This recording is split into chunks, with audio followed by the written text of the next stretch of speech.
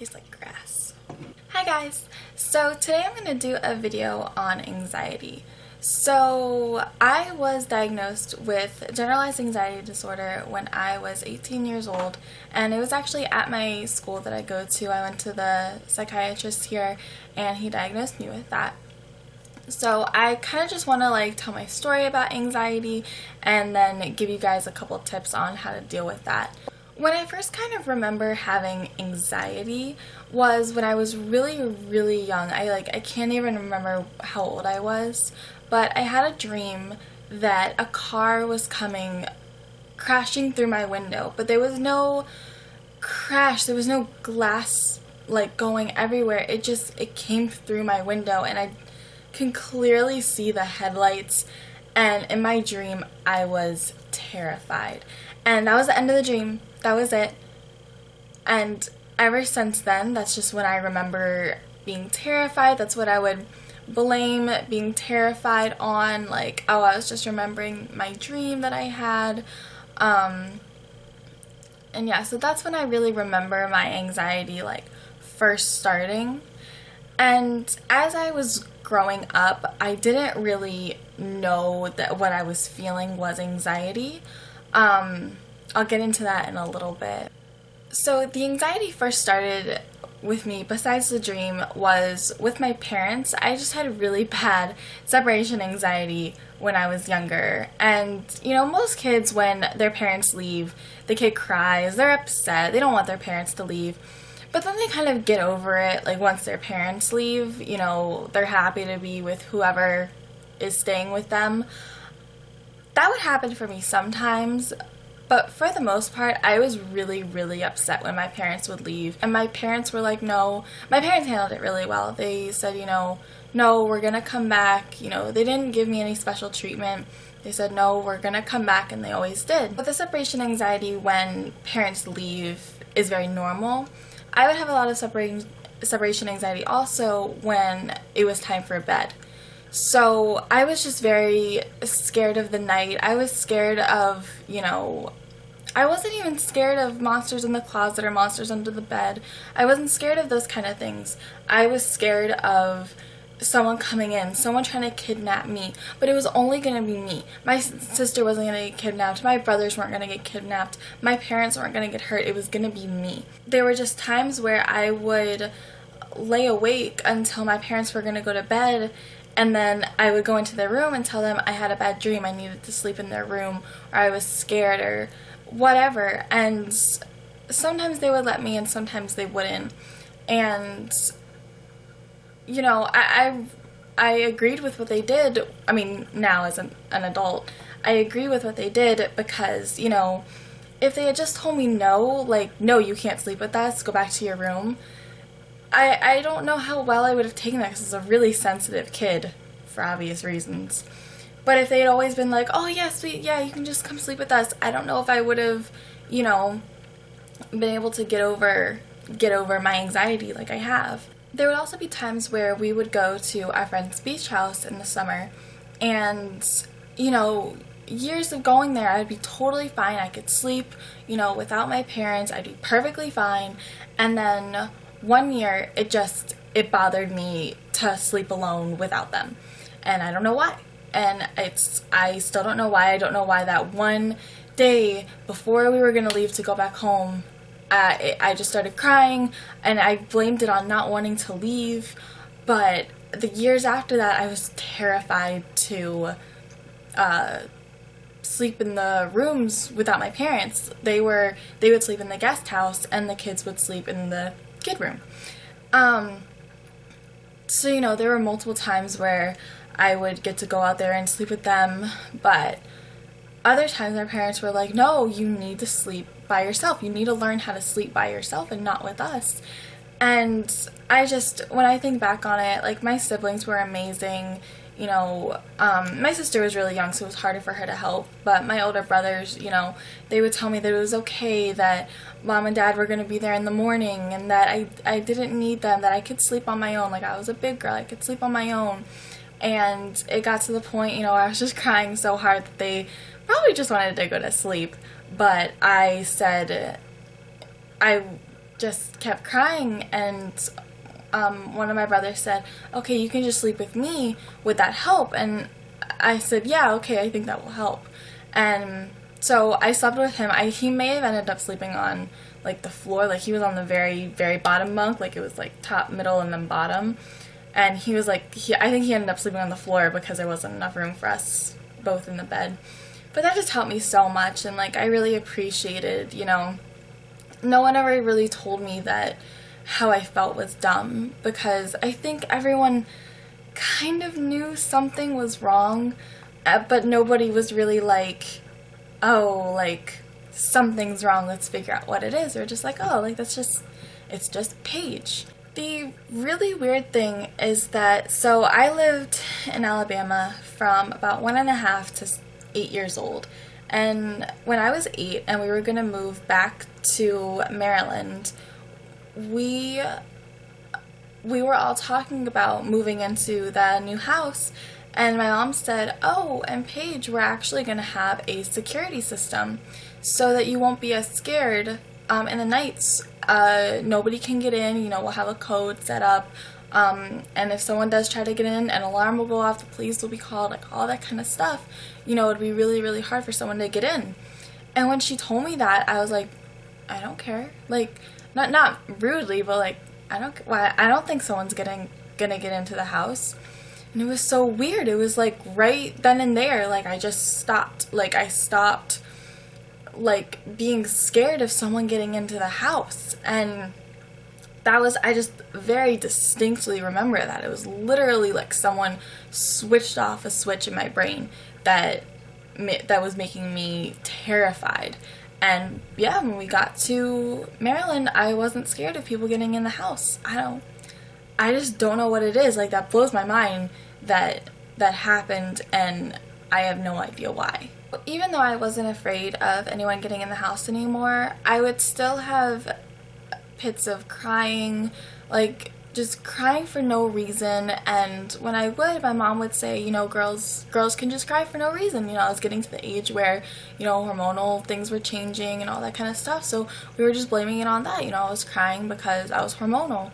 You know, I would get really scared for no reason, but I don't know, I didn't really, it just didn't click that something was wrong. I really think it's because, you know, everyone in my family always acted like nothing's wrong. It's just who you are. Like, you're more scared than the rest of us. And I was like, okay, like, that's not bad, because I never acted like it was a bad thing. And I honestly, like, I really, really appreciate that. I never really thought that I was weird or, like, abnormal or anything, because I was never led to feel that way. And I think that's really important when it comes to someone having a mental disorder, that, you know, they don't get treated any differently than a normal person would. And that really helps them lead like a normal life. And then 2 years before I went to college, so not the summer before I went to college, but the summer before that, I was a martial arts instructor for a summer camp, and I just had awful anxiety getting ready for that, just from being like the lead person. I didn't think I was, you know, good enough to do that. I was just really, really nervous about having this job. I was really, really scared. And, you know, my stomach would be in knots when I woke up. I didn't want to do it. I would wish that I got sick so that I didn't have to go. And, like, even just thinking about it, like, I remember the anxiety that I would feel, but I didn't know it was anxiety. I would just say, you know, I was scared. I was nervous. I would just say I was nervous. But it was more than nervousness, you know. It was knots in my stomach. My heart would be racing. My head was cloudy.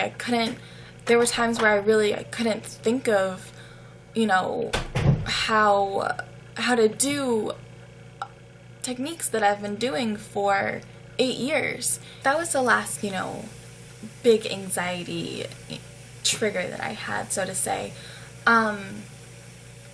And then, I got to college and was stressed out, so I went to the counseling center that's on my campus and I asked about anxiety because I was actually in a class that I was taking abnormal psychology, and we were talking about anxiety disorders, and I bought the DSM-5, which is the Diagnostic Criteria Manual for mental disorders, and just for the fun of it, I looked up separation anxiety.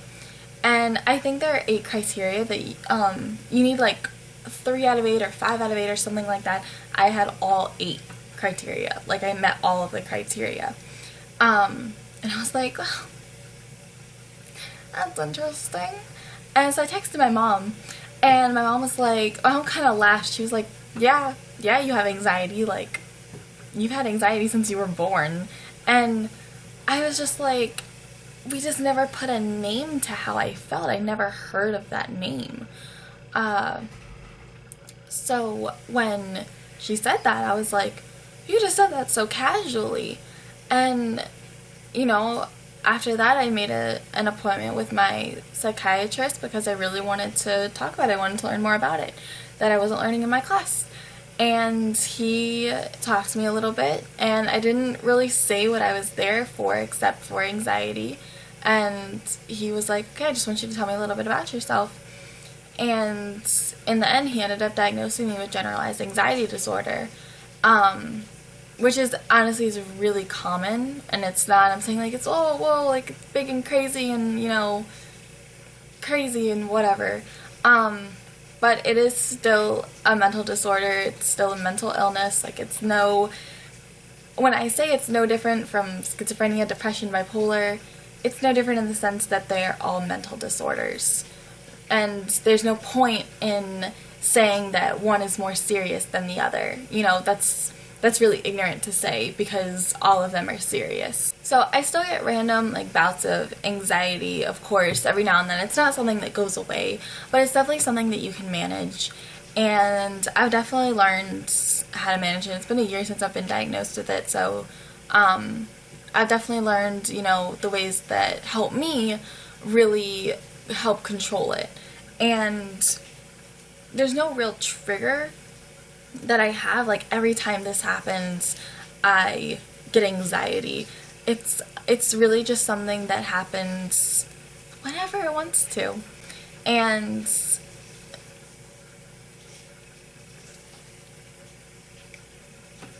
in a way, it kind of sucks because I can't really control it. I can't say, I'll definitely stay away from that thing because it triggers me. I just have to deal with it as it comes. I was on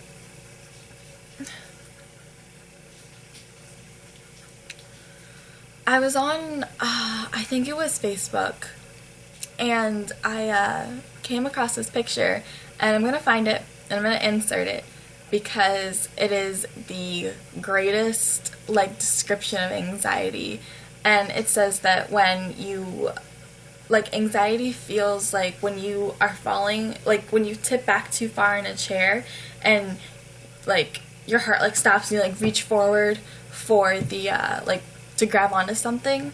That feeling right before you fall is anxiety, but you keep feeling it. It doesn't go away until it stops. Well, my next thing is tips for you guys that have worked for me.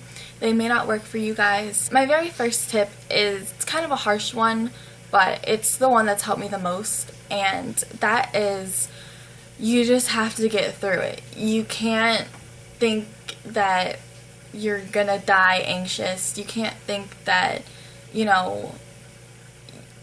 have to teach yourself to still have control while you're having the anxiety attack or panic attack. And before you say, oh, it's really hard, I know, I've done it, I've gone through it, and I'm just oh, this is really hard. But the more you practice it, the more it's gonna work and the more it's gonna help, because you realize, okay, even though I am having this anxiety attack right now, this panic attack right now, I can't control it, but what I can control is that I know I'm gonna get through this and it's not gonna last forever. The next thing is, do not let anyone tell you that your anxiety is fake, or it doesn't matter, or it's not real, or that you have nothing to be nervous about, or oh, just stop being anxious, or oh, like anything.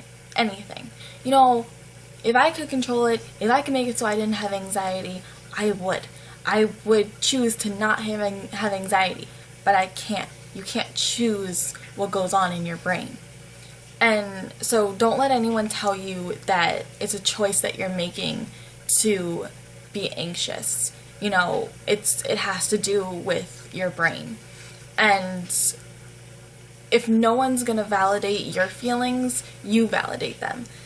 Like, tell yourself it's okay that I'm anxious and I'm gonna get through this. Like, don't let anyone say, you know, that, oh, it's not worth being anxious over, it's not worth being nervous. If I could stop it, I would.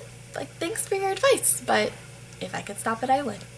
And the last tip is something that I've just like recently started doing, and it's really helped. That when I start getting anxious, you know, I start moving around a lot and I start maybe shaking a little bit, I start like realizing like what's around me. So when I do that, it just helps me remember that like I'm grounded, I'm still living, you know, as bad as it gets, I can still see things, you know, I can still breathe, and it helps when I say it out loud because that shows that I'm still breathing, I can still talk, you know, all these things. And if you just start naming things that you can see, it reminds you like where you are, and it can really just help you like bring yourself back down to earth. So that's all I have to say about this. If you guys have any more questions about anxiety that you would like to have answered, or that you would like to know about me, then let me know in the comments below,